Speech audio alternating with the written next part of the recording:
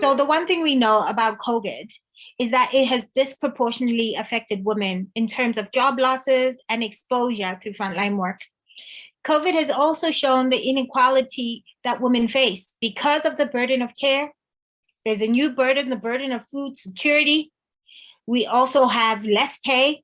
We also face job precarity.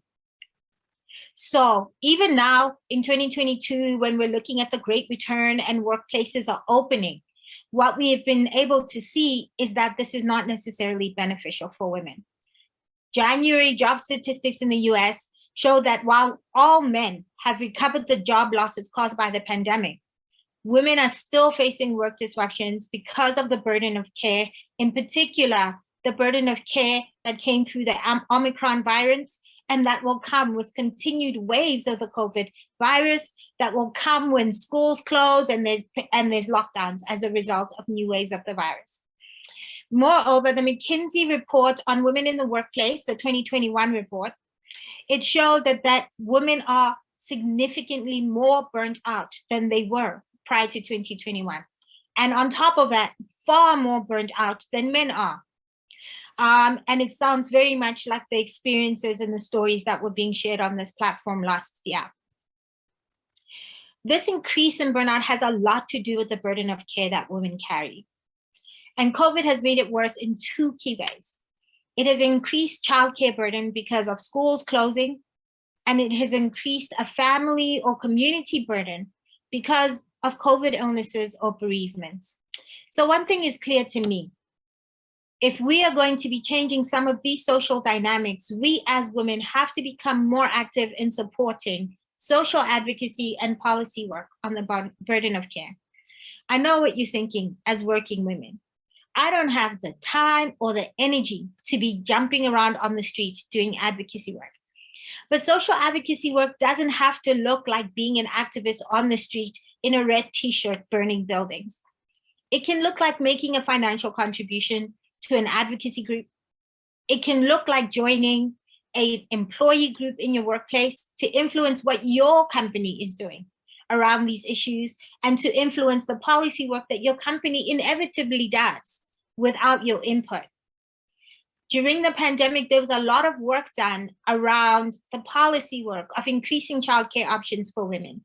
Because if we have better childcare options, it serves society broadly, but it serves women quite directly. So you could be asking yourself, how does your workplace support childcare? Are there policies in place that enable you to do better childcare? Do you have facilities like a crèche at the workplace? These are some of the questions that you could ask yourself to look at what are those advocacy points that you can begin to take up.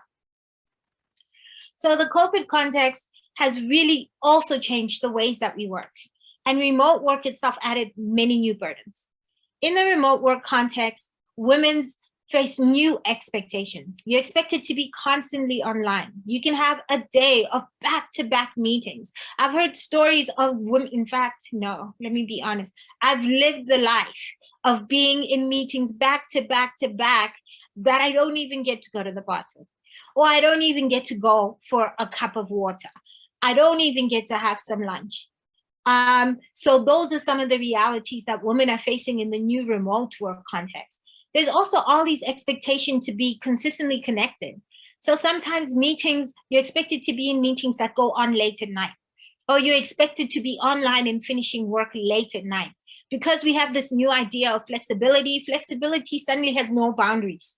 And the expectation is that you're showing up for your workplace late at night or early in the morning.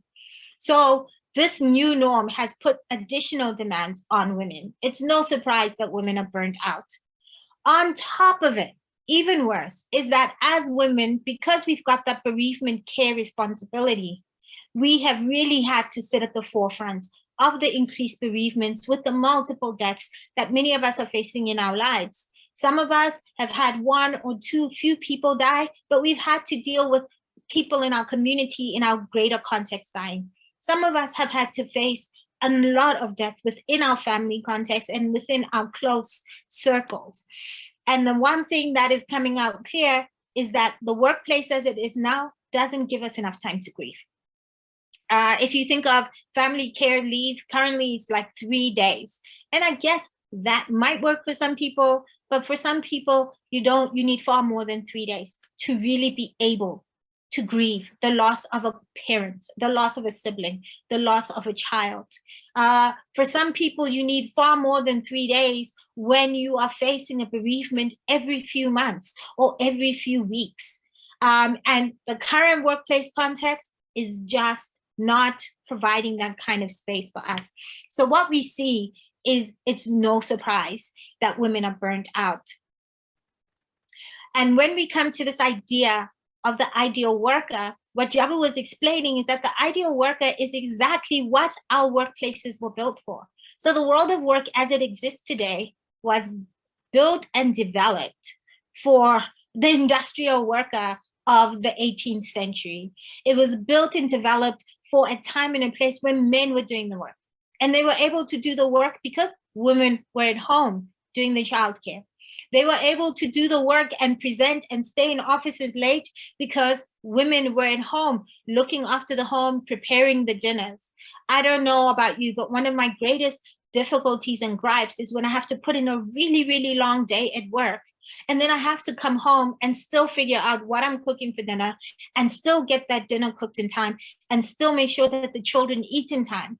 And I've noticed one of my own patterns is my children are eating later and later at night because of my working long hours. So these are some of the things that make it very difficult to balance the work-life context.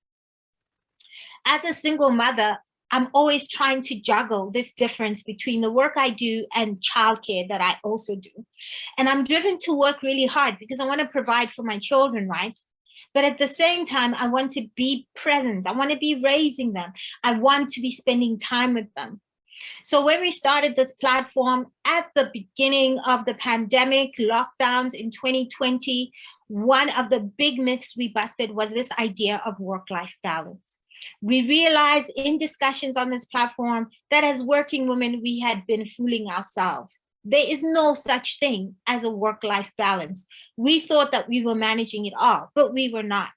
What we had been doing is we had been contracting out many elements of care work and childcare. So we've got a childminder and we've got a housekeeper and we've got drivers and we've got our children in schools for a long time.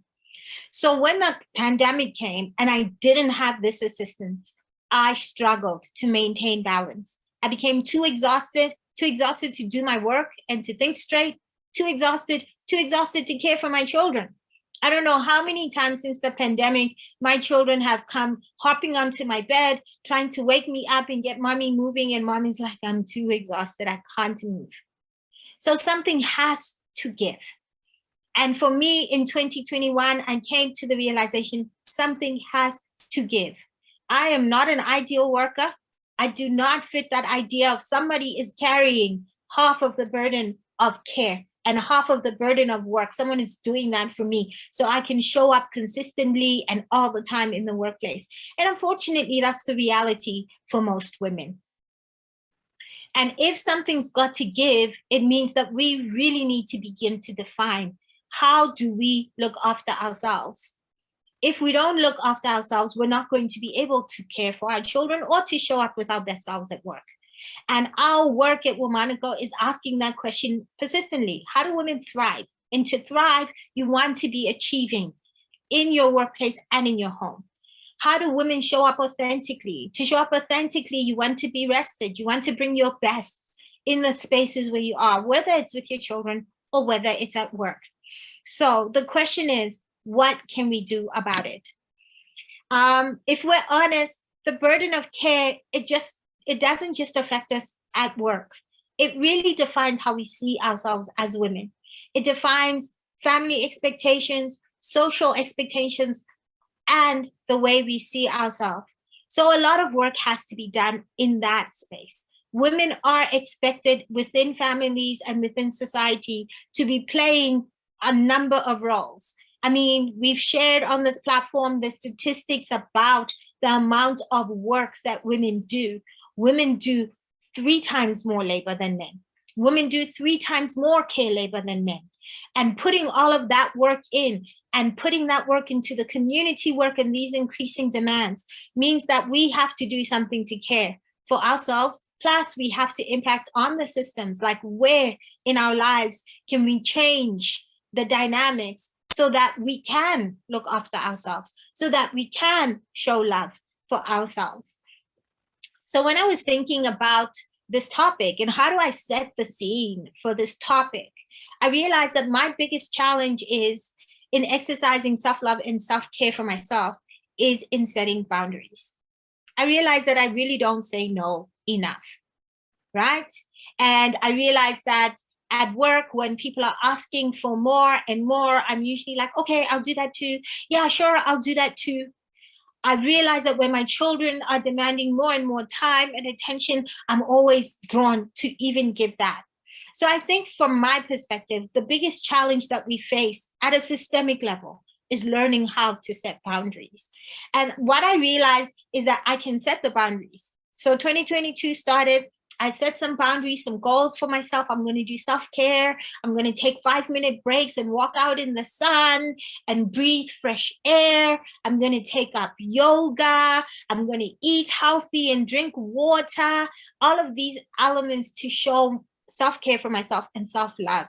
And then 2022 started and the hustle of bustle of life took over. And it was waking up early, rushing to get things done, getting into bed, like dropping into bed, exhausted at the end of the day. Even the practice of trying to buy myself time with the 5-minute thought breaks that became 5-minute smoke breaks. So all of a sudden, I wasn't doing something that was healthy and caring for myself. I wasn't doing something that was nurturing for my body. I was doing something that was regulating because I was under so much stress. And so I realized that it's not just good enough to set boundaries. You have to be able to defend them. You have to be able to say, I am tired, I am taking a break. And you have to be able to defend that in your home. You have to be able to defend that at the workplace.